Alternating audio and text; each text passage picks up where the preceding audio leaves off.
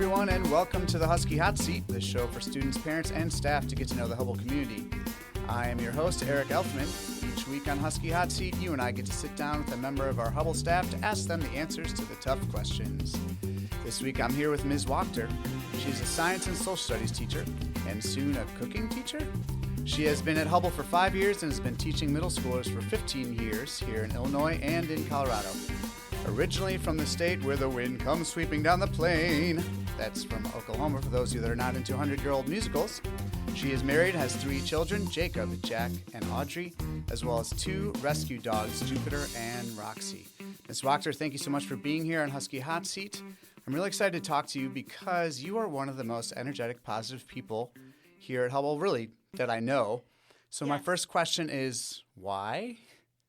Well, thank you so much for having me on Husky Hotseat.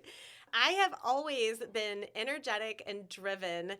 I struggle to stop. I struggle to relax. And I think it's because I'm always curious. I always have something new that I want to do or learn or try or watch or cook or taste or see. And I have one life, and I just want to make sure I get to do it all. Wow. Okay. So what is still out there that you haven't done yet that you're looking to do? 95% of everything. Okay. Thinking back to when you were in school, did you have an example of a teacher you had that you thought did it right, that you think back to as this is the kind of teacher I strive to be? Absolutely. I had a social studies teacher that was just really like fun and weird in a good way. Like, he was just himself. He was odd, but it was great. And the way he would teach social studies is he would gather us all around and he would tell stories, and he had great eye contact. He had great tone and inflection, and sometimes he'd bring in voices or props, and we were just all on the edge of our seat to know what came next. So when I teach social studies, I like to have story time. I have carpet squares, and I bring the kids close by, and sometimes I'll have a storybook for them, or sometimes I'll have like a big map spread on the floor. We call it map time. And I'll have like little puppets or little like ships going across the ocean. And it really helps kids to stay engaged and interested, because it's not just me talking. It's something for them to follow with their imagination.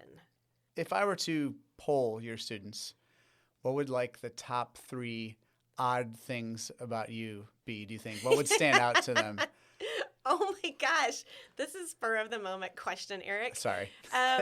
Not that sorry. Maybe like costumes that I wear. I love like spirited wardrobe. Maybe my hand movements, like I'm keeping my hands in my lap right now, but usually they are flying all over the place. Sometimes I will jump or like slide across the room. Okay. But it's just because it's me, and I'm excited about my subjects, and I want them to be excited as well. This is an audio show, so you can move your hands around as much as you desire. Thank you. Yeah, that's not a problem. Okay, so right now you are teaching science and social studies. Yes. Kind of different subject matters. What common threads do you find between those subjects, if any? Curiosity. I feel like there's always something to learn more in science. And most of the time when you start to dig into something, you come up with something else you don't know and something else you don't know. And if you have that sense of curiosity, there's always something more to be found.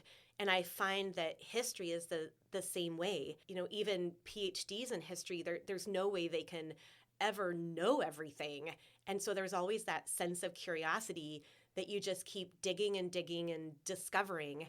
And if you have that trait, then you never stop learning.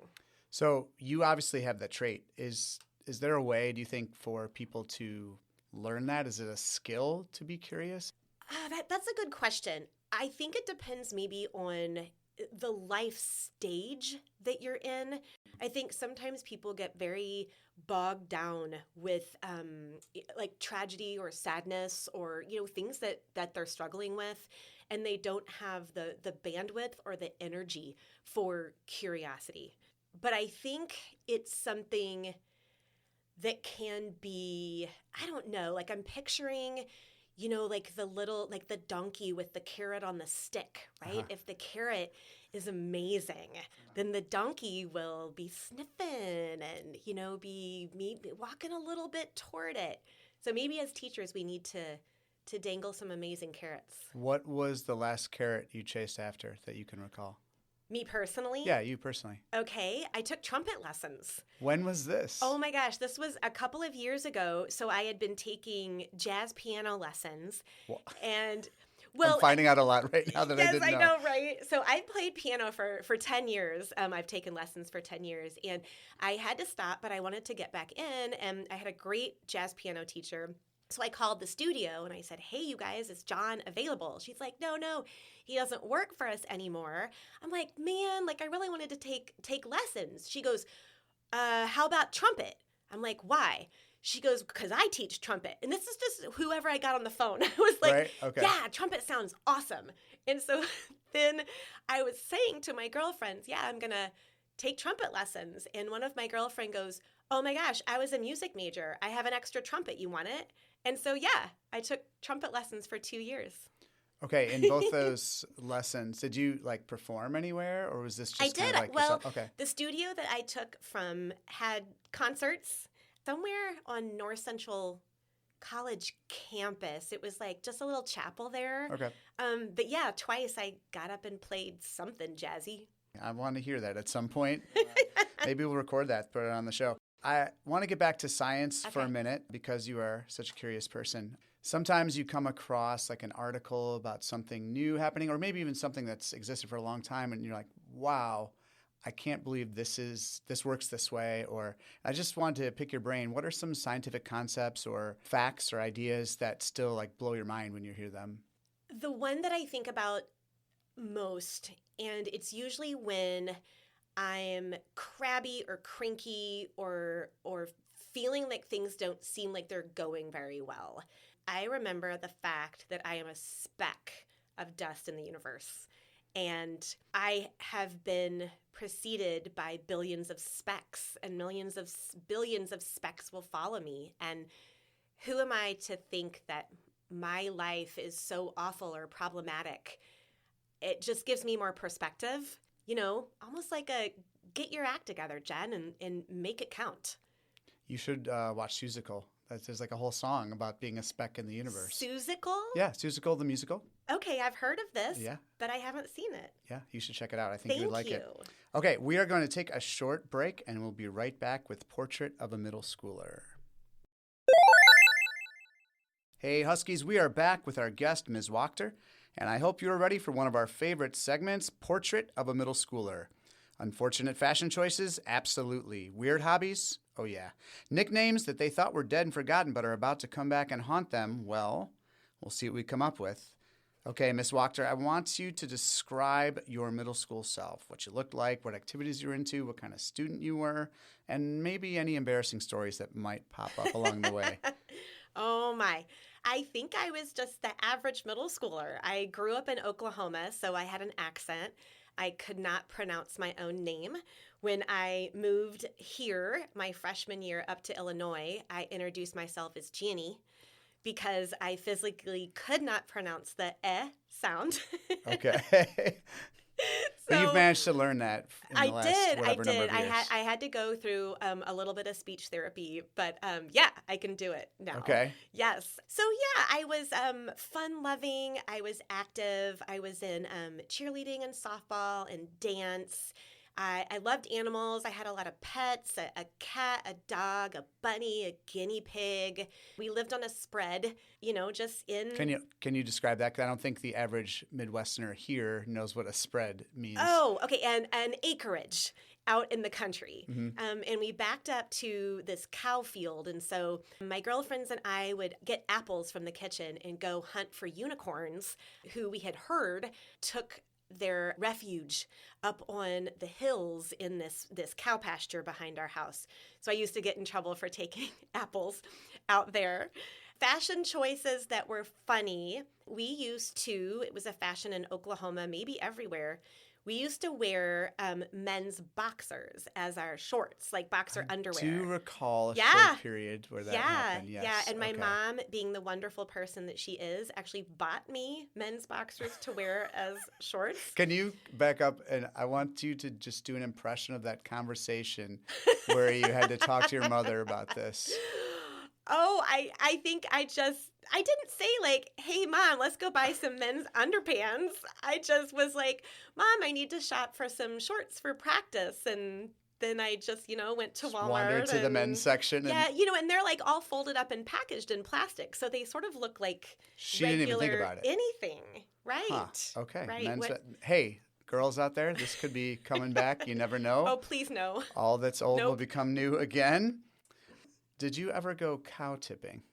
No, because I loved animals, and I thought it would be just tragic for the cow. Yeah, but was it real? I mean, I only know from movies and television. Yes, it was a thing. This is a real thing. Yeah, okay. It's a real thing. Well, we know you could tell yourself, maybe don't wear men's boxers or don't go cow tipping. What piece of advice might you give your middle school self with everything that you know now as an adult? I would say if there's something you're wondering about, try it out.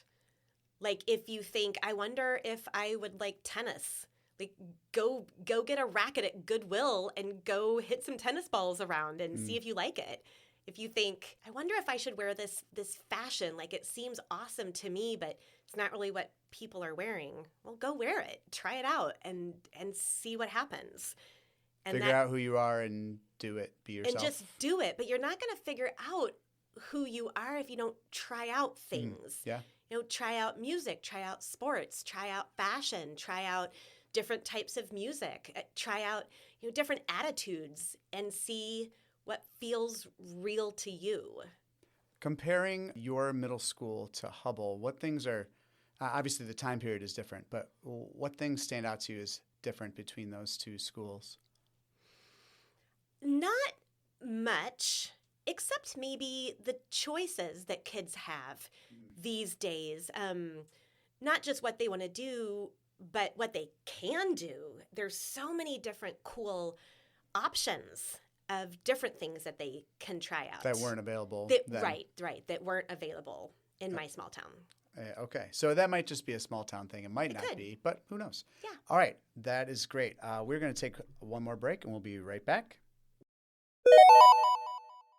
Welcome back, Pack. We are still hanging with our guest, Miss Wachter. We've heard a lot about your teaching, your men's underwear purchasing, but I'd really love to dig a little bit into what you're like outside of school today. I know that you love being fit, outdoor adventures. You even lead some hiking trips. Tell us more about that. Sure. Well, I've been a runner for decades. I think I've done 17 half marathons, a lot of like 5 and 10Ks. I did the Chicago Marathon, and then I did a 200-mile team overnight relay. And I ran like 3 legs of that. Which one was that? It was the Ragnar. The Ragnar. From, okay. Yeah. You know it? I'm familiar with the up to Wisconsin one. I know they do them in different places. Right. But... we did Milwaukee to, or maybe it was Madison to Chicago or Milwaukee to Chicago, one of those. Yeah. But yeah, it was fabulous. I have a hip injury now, so I do a lot of Orange Theory, but I have a paddle board that I get on the river every summer, which is awesome. When you say the river? The West Branch of the DuPage River. Okay. Yes. I just love to be outside. I love to see beautiful places. I feel really at home in the outdoors. And I really prioritized travel and being active and being adventurous. And so I got into trip leading for the Sierra Club maybe about 10 or 12 years ago. And I started as a chef for a trip called Yoga and Hiking in the Redwoods, so out in California. Awesome. And did that for a few years. And then I decided to scout and write my own trip. My aunt is also a leader, so we went up to Sleeping Bear Dunes in the northwestern part of Michigan. It's a national lakeshore, and there's a good mixture of like lake hiking, sand, and dunes, ghost forests, different kinds of like deciduous forests. It's what is a ghost forest? So a ghost forest is where a forest historically has been growing in a sand dune, but over the years, as the sand dune shifts, the trees don't have the structure for their roots to hold in anymore. And so they're still standing, but it's really just the trunk of the tree that's standing. All of the leaves, of course, are gone, but all of the branches are as well. And so it's just a little eerie to walk through this forest that used to be, but isn't there anymore. Whoa, that sounds cool. Yeah. Can you go back 2 steps and tell us a little bit about what the Sierra Club is? Sure. So it's an environmental advocacy organization, and there's 2 parts to it. There's the political side, which I'm not so much involved in, and then there is the national outings side. And if you are interested in a trip, you just look up Sierra Club outings, and we do trips all over the U.S. There's even an international branch. You can do hiking, backpacking, rafting. I'm doing a rafting trip out in Oregon. We're doing a 70-mile stretch of the John Day River in June. And are these trips, is this something that people pay for, or is it just like a way for people to meet up that want to do the similar thing? Oh, great question. So my role in it is a volunteer role. So I don't get paid, but my trip doesn't cost anything for me. So I'm reimbursed for my expenses. But people that look for these trips do pay. They pay usually for the lodging and for the food and for any other costs for like equipment and, concessionaires that like take us on an adventure. Okay. There. Okay. Like side trips. Yeah. Or whatever. Yeah. Okay. Exactly. So you mentioned a couple places already, and this can be part of Sierra Club or just on your own. Mm-hmm. What are some of the most beautiful places that you've been hiking or outdoors that you would recommend to others? Gosh, maybe? Definitely Sleeping Bear Dunes. I thought was gorgeous. I've been to Machu Picchu in Peru. Yes, and I was able to hike up the Hiram Bingham Trail, and I don't know the open status of the ruins now, but I was able to see Machu Picchu, and then you hike over a peak to Huayna Picchu and the Temple of the Moon on the other side. And just to be in ruins was amazing, but also to be able to just look around and see the topography of the mountain region. I've kayaked the Pictured Rocks. That has been amazing.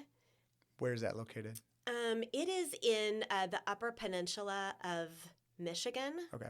Yeah, so it's just these beautiful cliffs and sort of sea caves that have been hollowed out by the waves. Some shipwrecks. Most people think are amazing.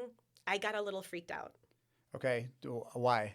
Well, because we're paddling, and there's all these beautiful rocks around. And then our guide stops, and he's like, everyone look below.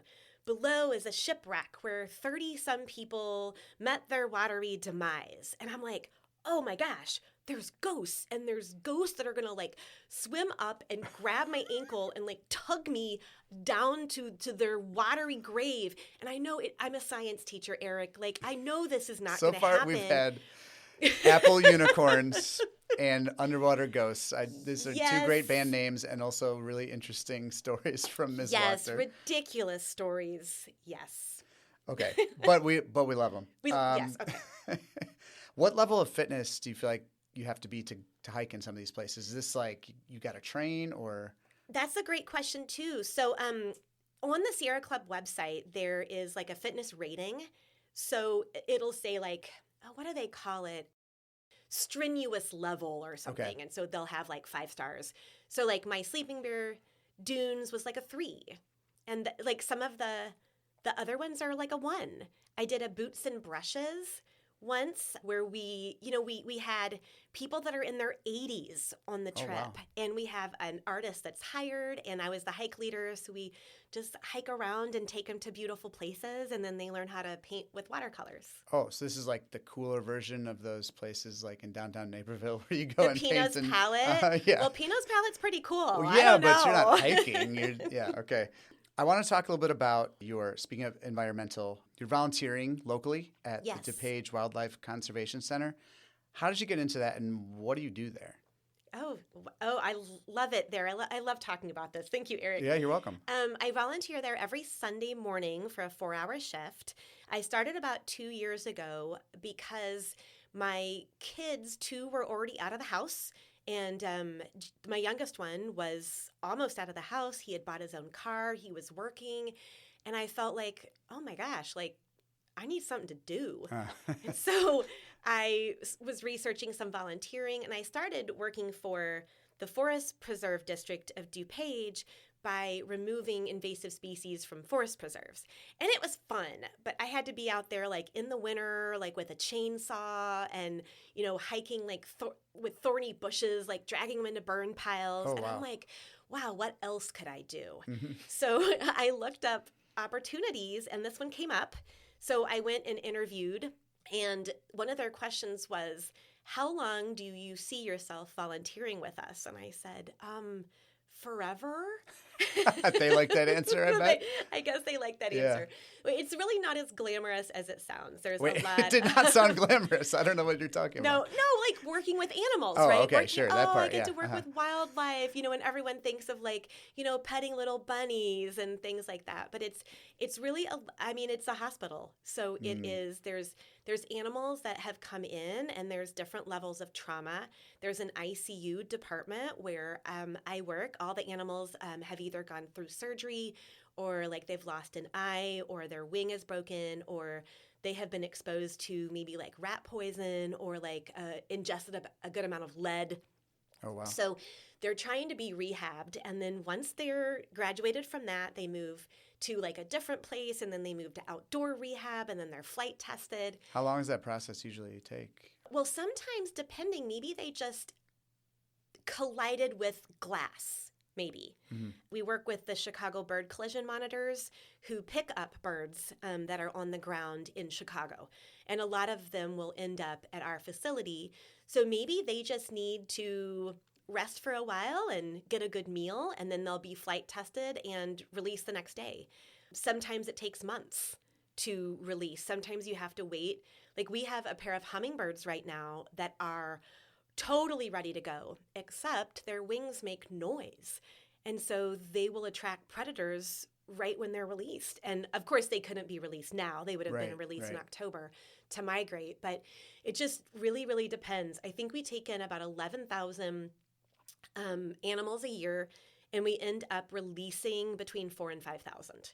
So it is difficult to see the ones that like have a neurologic disorder or something like that, or just have been like hit by a car, like So this voluntary would not turtles. be for the faint of heart. Definitely not. Although there's a part of it that is really gross that enthralls me. So it's when I get to work in the kitchen, and we have raptors, right? And raptors eat dead rodents. And so I have to get rats and mice and quail out of the deep freeze and thaw them. And then I have to cut them apart with these big serrated knives on cutting boards and weigh them and label them to go out to rehab to be fed to these raptors. I feel like there were some people that were about to volunteer until that last paragraph that you just said. Eric, I do get to feed baby squirrels with syringes. Okay, you brought them back. I get to do beautiful things as well. Okay, I really appreciate that there are people like you out there that are able to do that. Thank you. Speaking of people like you, we kind of talked about this a little bit earlier, but I think you might describe yourself as a lifelong learner, someone who's curious and is continually looking at new things.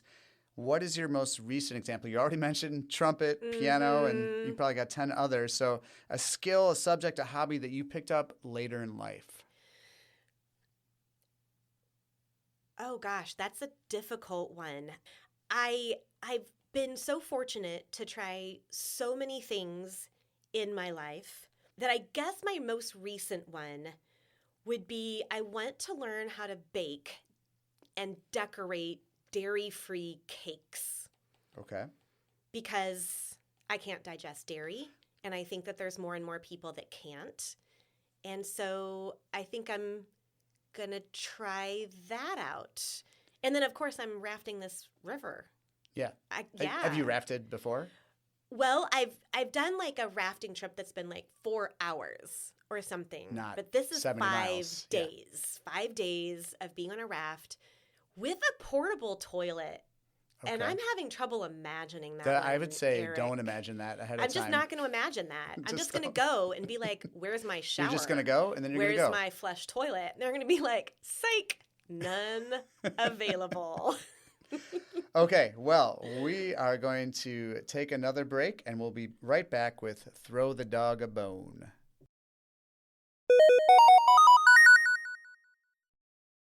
Okay, Huskies, before we go, it is time for Throw the Dog a Bone. Each episode, we'd like to sign off by answering one completely random question. Ms. Wachter does not know the question I'm about to ask, and I have no idea what she's going to say. And what you've heard so far today, that should give you a little bit of pause. Okay, so Ms. Wachter, in baseball, when players come to the plate, they often have a walk-up song. They get to choose the song that they enter to. And I was wondering, if every teacher had a walk-in song, what would your song be and why? I'll give you a moment to think about it. You think. I'm going to tell you mine. I was thinking about this question because I had to ask you.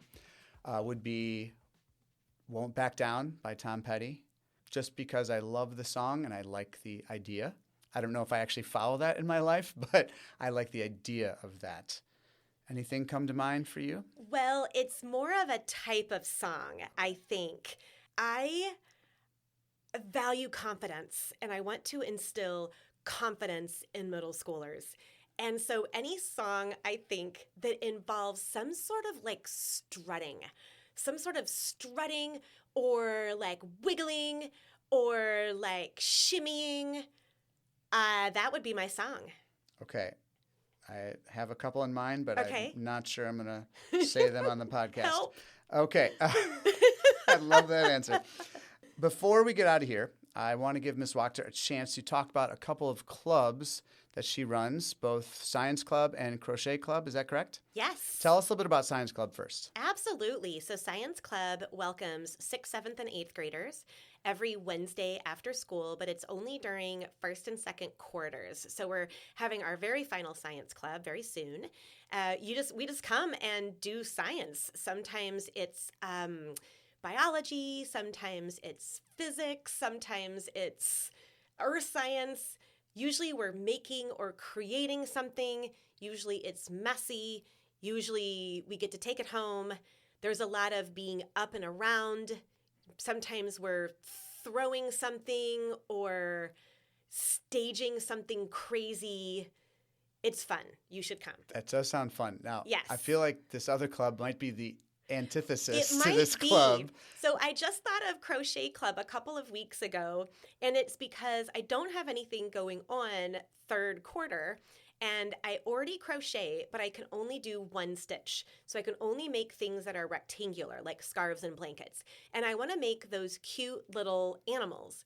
So I went and bought a kit, and then I tried to read the instructions, and I thought, what on earth? And so I looked up some tutorials, and I thought, wouldn't it be fun if I just invited lots of people to come after school and crochet with me, and we can all learn together.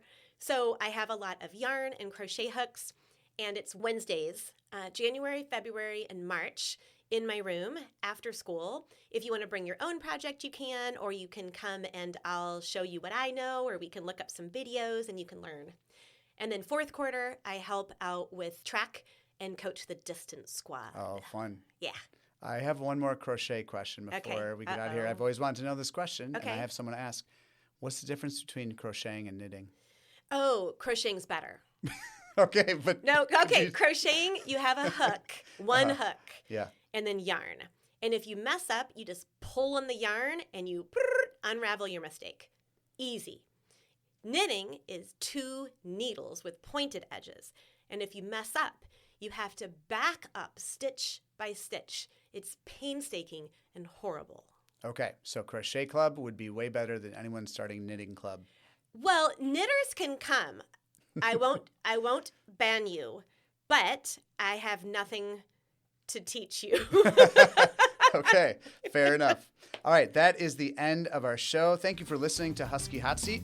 I want to thank our guest, Ms. Wachter, for her time. If you see her around the Hubble community, say hello, maybe ask her a little something about what you heard in the show, like hiking, crochet, feeding baby squirrels, cow tipping. There's so many things you could be asking about here.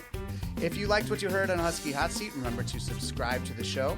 We're available on Apple Podcasts, Spotify, and pretty much anywhere you like to listen to your podcasts. If you really want to help the show grow, please leave a review on your podcast app of choice. And finally, spread the news about the show to people you know.